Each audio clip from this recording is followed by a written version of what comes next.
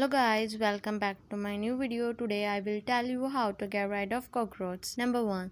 Citrus or peppermint spray. One way to shoo cockroaches away is to utilize a citrus or peppermint spray. Despite most frogs enjoying these rather pleasant scents, cockroaches dislike them and are likely to pack their bags. There are few ways to apply this scent. First, user can purchase essential oil and mix a few drops with water in a spray bottle and apply it anywhere they might expect roaches. The other method is to apply few drops of lemon juice or mint oil, a bucket of water and mop floors and countertops with it. Number 2. Diatomaceous earth. Another tried and true method of killing roaches and other insects includes using diatomaceous earth. This naturally occurring substance contains the bodies of fossilized sea organisms, and their sharp edges will cut insects